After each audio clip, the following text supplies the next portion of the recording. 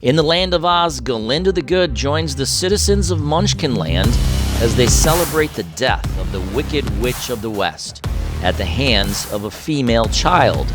Asked why wickedness happens, Glinda ponders the question by discussing the witch's backstory.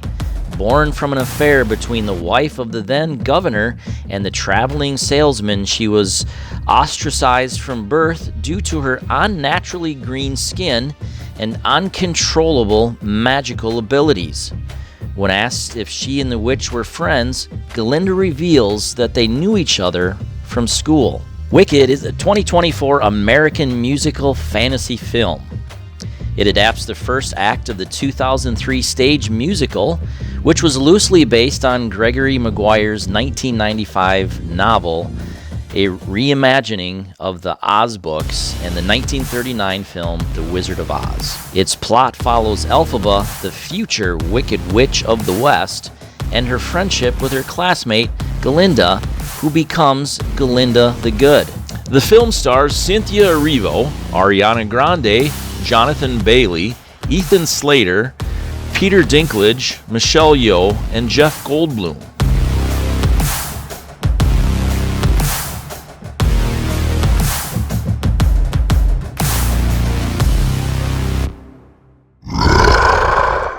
I want to talk to you about movies. Give us about 5 minutes and let us know what you think. I'd really appreciate that and cannot wait to hear from you. And it is wicked out. Oh! It is wicked.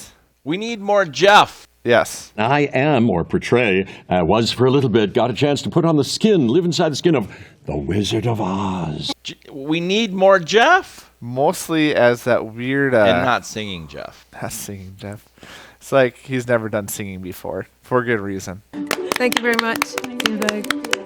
Oh, gosh. And Michelle Yeoh, too. Yeah, I was wild. I'm like, thank God she is not singing more. Yeah. Yeah. It amazes me sometimes because I feel like a lot of times they get actors. If you're in a musical, you know you're singing. And like there's times in which people, most musicals I feel like prioritize, maybe not true. I feel like they should prioritize the singing over like name brand actors. However, well, most definitely they do in Broadway. Yeah. It's an embarrassment, period. But not stuff. You know, with all the controversy surrounding the whole Elphaba press run that they did, or whatever you want to call that, I guess. Let's make it as gay as possible. It was so bizarre. So strange. And I don't understand why that's like the main focus point of most press. Oh, is it the gayest thing ever? Right. Who cares? What? Yeah. What? Like what? It's wicked. Like that's what I like. Tell me about the movie. Right. I don't need to know about your sexual preferences and all these other things that are there your monkeys that life. have wings on them? Like right. It's so that'll give bizarre, you nightmares for years to come. Like the original Wizard of Oz. That was one of the things that I almost told you, like, no, I'm not going to go see it. I don't want to participate in actually adding numbers to this film. Right. Because just doing that kind of stuff, you know, the promotions and things when they were doing all these different interviews were basically the same, and they're just very odd. Yeah, stupid. Focus on the wrong things. Yes, very much so. And so, with that said, It's our job, to disappear into these people. Yeah. I'm going to start off with I was pleasantly surprised. I am pleasantly surprised. You're pleasantly surprised. Based off of my experience with Les Mis, based off of some of the other conversations we've had about musicals, I thought for sure you were not going to enjoy this film. So there's plenty that I didn't. Right. Without question, but I thought it would be a miserable 2 hours and 45 minutes. Yep. And it was only a miserable 2 hours and 40 minutes. Got 5 good minutes. That's what matters. No, really, I mean, in all seriousness, we know that musicals aren't my thing. Yep. The Greatest Showman I really did enjoy. Yeah. However, you know, Les Mis was brutal. I did not like that whatsoever. What was that other one? I just blanked on the other one we did too, the street one. Oh, West Side? West Side. Yeah. Yeah. That one was also very, very... like, 'cause that was more of a play being a play on a movie. And these, you know, Greatest Showman, Wicked, and Les Mis, the theatrical versions are things you would never be able to do in a Broadway show, just Oh, because absolutely. it didn't focus just on the singing and some of the movement. It really focused on the scenes and that type of stuff. Right. No, without question. Yeah. The story was good in this. I like how they started it.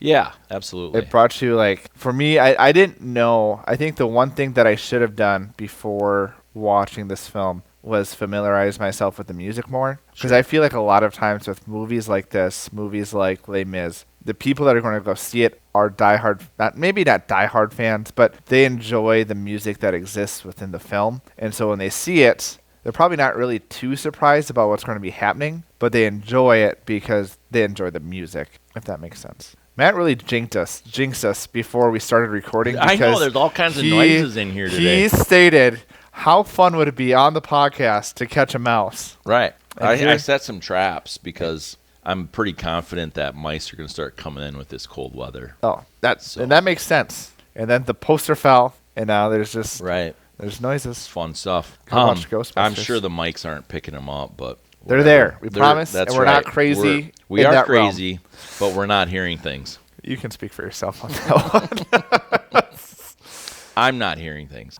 So I don't like to familiarize myself too much with a film. I like to go. We do the podcast because it's based off of like viewers. It's not. Yeah. We're not trying to from a writer's perspective or exactly. It's just like what's the angle that we see it as viewers? Is it good enough to go and spend your money and time on? Because it's both very precious. Yeah. And so we do that from that angle. Like, is this something that's worth sitting in the chair, spending the money, and seeing? So I try not to know too much about it. Right. Which doesn't necessarily make a good critic. Right. And we're not perfect, surprisingly. I know. It's pretty surprising. It'll be pretty surprising to say we're not probably even above great. But it is viewer perspective. It is we want to come at it from that perspective completely 100%. So obviously I knew the story behind it. I've talked to people who have seen the Broadway show, so I knew a little bit about it from that, not a ton. So I had some idea of what to expect. And did you remember it was a 2-part film going into it? Yes, I did. I remember the guy I was sitting next to while I was watching this. It does the thing where it has Wicked, and then it does part 1. And the guy was like, this is 2 parts.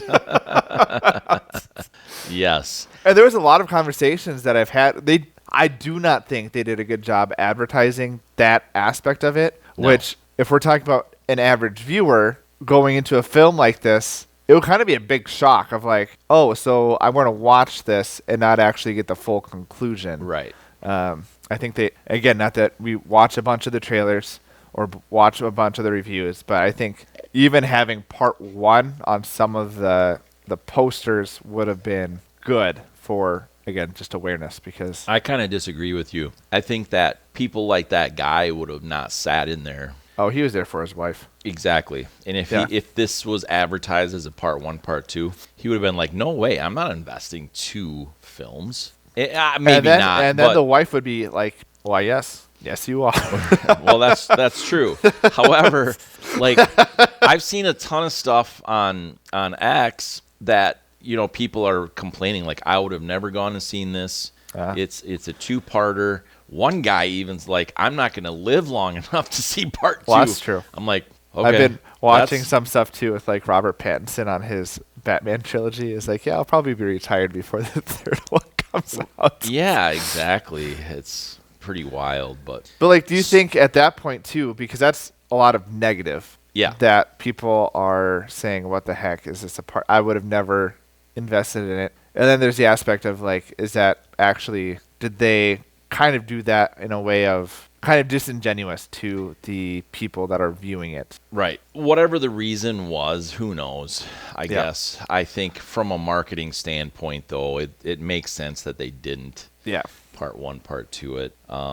Good, bad, or in between. That's the world we live in. It's about marketing. Good, better, or wicked. Good, better, or wicked. I like that. So let's get into actor chemistry. I enjoyed it. It was a lot better than I thought it was going to be. Ariana Grande only has, I think, one form of acting, and it's an absolute ditz. Yes. But she plays it really well. Oddly enough, she can sing. Yeah, it's like, yeah, oddly enough, indeed. She does play it very well. She does. Yeah. Like the popular. She needs to eat something. She does. But and probably like 7 cows. Yeah. Something's worth. She is a toothpick among toothpicks. Yeah. 200 chickens, 7 cows. Yeah. Yeah. Go to just one of those. I go to Chick-fil-A. Yeah. Now serving. Yeah. Did you see some like the before and after pictures of like her in this? No. It looks like pretty rough. Really? Yeah. But I the hard part about photos is that it can go really one of two ways of just like obviously they're mostly like dolled up most of the time for pressers, so it could have been a situation where she wasn't. Well, and the other thing too is camera lenses have a huge impact on how things look. You know, how far away you are. I mean, you know, you do photos, so you know more than I do. But no, I hadn't seen that.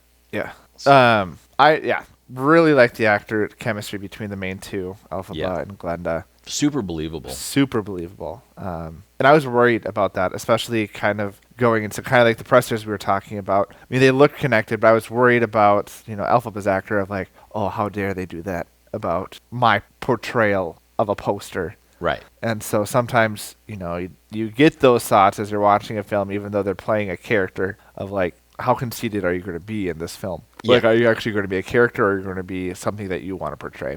You know, I never looked. What else has she been in? Do you know, like off the top of your head? Not off the top of my head.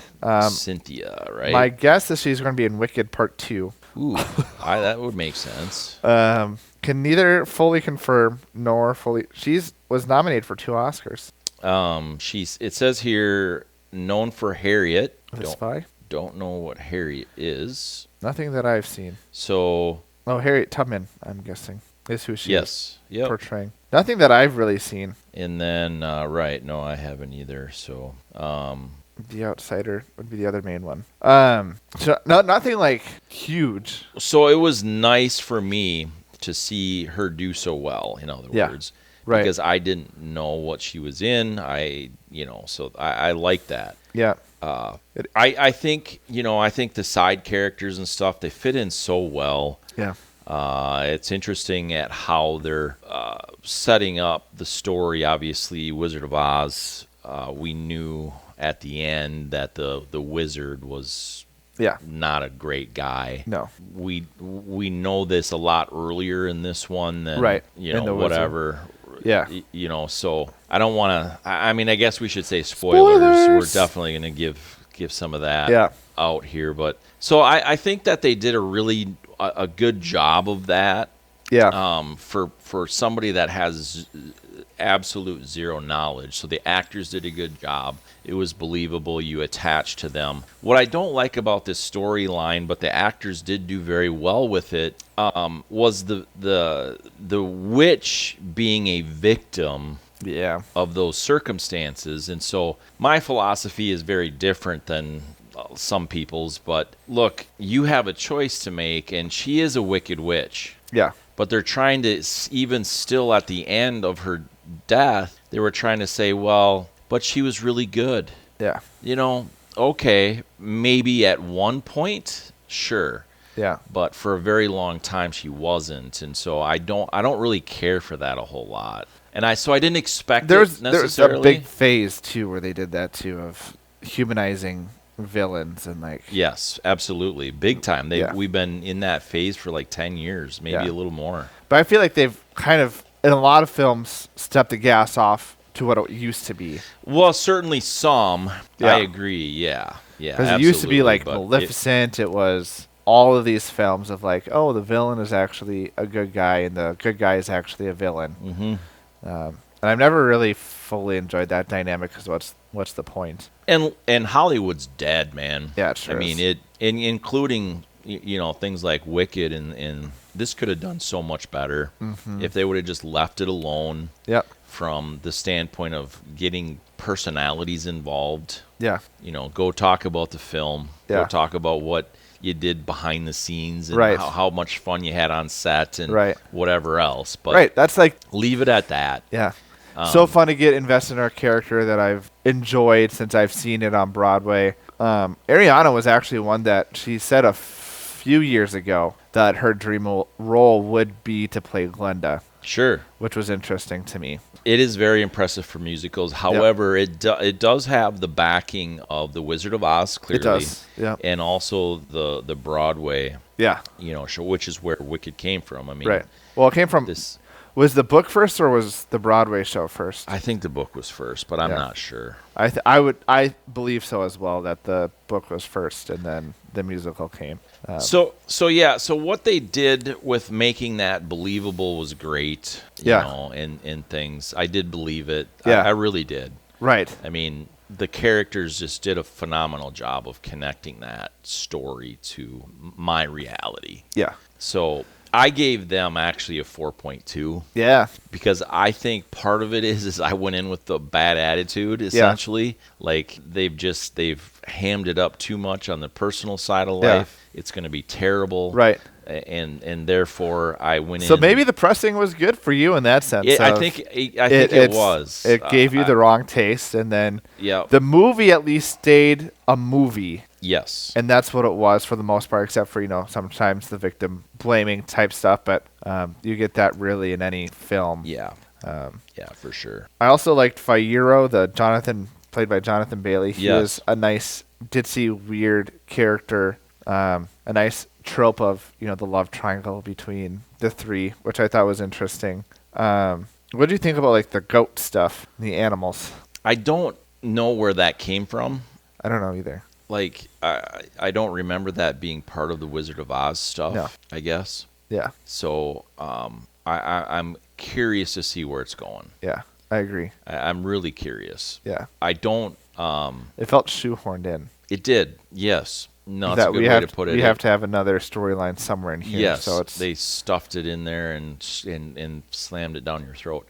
Yeah. One of the things, though, that reminds me of, I thought it was really weird that with all the weird things that were going on, talking animals and, bears taking care of babies, human babies, and all those things, why was it so weird that she was green? And there was so much focus on that. I mean, talking animals, teacher, goats. Prophecies, man. You know what I'm saying? Like, I don't know. That to me was like, that was a weird thing. But we draw the line at green people. Yeah, I mean, it wouldn't seem like it would be all that weird. Seriously. Like, no, it makes sense, but there's no other green people in this whole film. No. Or even, like, different colored people. I don't know. So that's the only place that it could come from for me that, like, it's like, oh, it's a green person. That can't be. Yeah. I still want to I get it. The water thing is what I'm intrigued about to figure out. Right. If they'll how do you get this long? Right. Yeah, I gave it a 4.3 for actor chemistry. I thought it was a lot better than I was expecting. Yeah.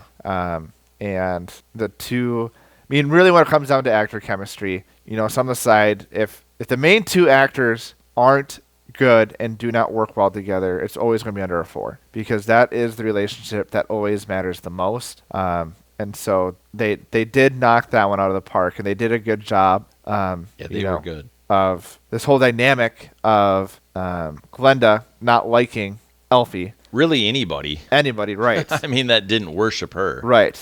And then beginning to use Elfie only for her wicked motives. And then really having more of that bond towards the end. So it was an interesting relationship to watch grow. And they did, again, a good job of, showing Glinda building that trust towards Elphaba, and Elphaba actually being like, this is actually maybe a person I can open up to, because she was so closed off because of the things that have happened to her. Right. So nice. Very good. Cinematography. That was pretty wild. It was. There was a lot of stuff happening. Oh, man. And it was good. It was. The library scene. Where that was so intriguing. That was intriguing. Yeah. For sure. I really enjoyed that scene. Yeah. They did a really nice job of, it was seamless. Yeah. It looked real. It did. Obviously, a lot of it was, but a lot of it wasn't. Yeah. And so it was great how they did that. It was just seamless to me. The green person, she really looked green. Yeah. That's great. It was interesting, too, because with some of the lighting, the lighting was really interesting because green is just such a different reflection point. Yeah. And so it was interesting to see how that worked out with lighting. Yeah. Yeah. Yeah. The train was cool. Train was cool. The way they did the weird. the wizard, The face. how they the yellow brick road. Yeah. How, That was such a good small touch. That was such a Jeff Goldblum thing, though. Yeah, right. it sure was. That was perfect for him. Yeah. I mean, he maybe even did that. Yeah. You know what I mean? Right. That just seemed like that would be something his quirkiness would Yeah. do. Absolutely. So. It was cool to see even like the hot air balloon. That scene was really cool. Yeah. Yeah. There was just such well executed where a lot of the stuff was probably more so on a green screen. Yes. But because of the world that they established and the way that they interacted with it, it seemed pretty seamless. Yeah. So cinematography for me in this, I was, again, going into it thinking that this is going to be over the top. Yeah. It's going to look like garbage. Yeah. And it didn't. So this is also a 4.2. Look at you go. I know. One of the scenes that stood out to me, and I think it was a little too long, was the ballroom one. Yeah. Where they did the dancing. I thought it was a really touching moment that I Want me wish to- they would want have. me to do the dancing for you? Or was this? I can't remember what it was. But I wish it would have been about 3 to 4 minutes shorter. Mm-hmm. Because I think the impact would have been more significant. But it was cool watching like the fish and stuff on top of the ceiling. Yeah. I don't know. There's just so many scenes in this film, and there's so many dynamic scenes that were. I think we don't talk about filming location as much anymore, but this is one that, because it was a musical and the way that musicals are designed is you have they have the choreographed dance scenes, and a lot of times those scenes are done in different places. Right. Like rarely, like the library scene, you go to the library once. You go to like the main area, you're really only there once, maybe twice. So what I enjoyed is that they did all these different places. Even Emerald City was cool to see come in for the first time. And so I really enjoyed the filming locations through the cinematography because they were all unique. They stood out, but they made sense to the universe. So I gave it a 4.4. Wow. I really enjoyed it. There's not a ton that took me out from the scenes. Like I said, even the beginning of how they introduced the movie, going basically straight from The Wizard of Oz. I thought that was really cool to be like, oh yeah, we all know this. Right. And then getting Glenda's perspective of like, this is kind of like the background. So yeah, I enjoyed it. It was cool. The monkeys, them getting their wings. Yeah. That was probably the one like. Well, what's interesting is memory serves, The Wizard of Oz, the monkeys were in the witch's control. Yeah. So, but they hate her at this point. So we'll see where that. That's part 2, man. Yeah, we'll see where part 2 ends up. I bringing us. gave you your wings. So, yeah, it'll be very interesting. Overall entertainment for you. I was pretty entertained. It's a musical, of course. It is. Well, and I knew that too. And I knew that this movie, I feel, is like a very niche film. But apparently more people enjoyed it than I thought. Because it's reviewing well, people are seeing it, people are enjoying it, people are talking about it, which are all good signs of a film doing well. You know why I think that is? The story is so old. It is. In general. Yeah. Even, how long has it been on Broadway? I mean, a long time. Very long time. Yeah. 20 years? It's pretty impressive that it took this Maybe long more. to get a theatrical version. So my point being is they haven't, let's just say, perverted it into something different. Right. They just haven't. See, the thing I'd be intrigued is how long is a Broadway musical of this? Yeah, that's a good point. Because there's no way that it's almost 5 hours. No. So that means it's they're probably 3 hours. Right. Intermission at 90 minutes. That would make sense. Yeah. I don't know. But I don't know either. But I mean, that's 2 hours and 40 minutes. We're already, maybe it'll be like a Dune thing where we got Dune part 2 and the last part really only takes 30 minutes. Right. But we're going to expand it into probably another 2.5 hours would be my guess. Right. And Dune Prophecy is out now on Max or something. And I think it's tanked. Yeah. You've seen it? I've not seen it, no. Yeah, I watched The Penguin, and that was good. Okay. I enjoyed that. Just can't believe Colin Farrell puts on that much cosmetics every single time to get into that suit. Right. It's crazy. Just get what's his name? He looks Richard Kind. I'll get you a picture. Okay. He to me looks like the Penguin, and even if Colin Farrell just voiced him, they basically look the same. Interesting. He usually does more TV stuff. I mean, the name kind of sounds familiar, but Yeah, I mean, I think you'll recognize him once I should have not done IMDb. But yeah, that's my thought. overall entertainment for me, this is going to come in a little weaker than the rest of it. Yeah. Because of the musical aspect of it. It's just, obviously I know it's going to be a lot of music. Mm-hmm. It's too much. Some of the scenes are too long. Yep. Jeff Goldblum just shouldn't sing. Michelle Yeoh just shouldn't sing. You know, stuff like that at all. Yeah. I know they have to just simply because they have to, you know, fit in a Yeah. little bit. But, oh, yeah, of course. Yeah. Yeah. Basically, Colin Farrell looks like Richard Yeah, Kind. right, except totally. Yeah. He has a few scars. Yep. So there's just some scenes then for me that drag on too long. Yeah. And that's not entertaining to me. Right. So that's just... That is what it is. It is what it is. It Yeah. doesn't mean... And that's why we score it like this. Yeah. That we don't just take a look at a film, a like- newer film especially, and just throw it away because one thing was bad Yeah. to you, you know. But... It's like when we do horror films. My overall attainment will never be high because I need to buy a new pair of pants, and that's just not fun. Exactly. Exactly. And pants aren't cheap, so I get it. No. The score, I'll just spit it out. It's a 3-1 Okay. for overall entertainment. Yeah. I don't need to ever see it again. My memory will serve me just fine. For part 2. Exactly. And so I am looking forward to seeing part 2 Yeah. because I do want to see the story concluded. Yeah. That's important. However, it's definitely not something. Conclusions are overrated. I don't know what you're talking about. Yeah. It's just definitely not something that I... Yeah. And so, yeah, I gave it a 4-1. Yeah. I was pretty entertained. And this is more so... This is why I wish I knew the music a little bit more than I did. Yeah. Is because it is a musical. It's like when you go to a concert and you don't know any of the songs. You can have a good time, but you would have a better time if you could actually sing along Right. and enjoy the music because you've heard it, you've been excited for it. I think this is probably similar in that vein of like, I realized Popular was from Wicked. Did not know that, but that Sure. song gets stuck in my head at least 3 times a month. And obviously Defying Gravity I knew was from this. But yeah, I think this is one where I will probably watch part 1 before part 2 comes out, but I won't see it a ton just because musicals really, really do take a certain mindset to be able to watch. Yeah, Yeah. absolutely. No, that's good. I'm glad that we differ Yeah. so much. And now we can Like, fight. That's what the audience member wants. I know it is. It's really true. I actually It's- don't respect your opinions, and you're a doofus and an idiot. That's, as you would say, fair. Yeah. Hammer the share button. Go ahead and hammer out a comment to us. Go ahead and hammer the like button. Go ahead and hammer the subscription button. Go ahead and hammer the notification bells because you know what? That's the best way you can support us. We appreciate it.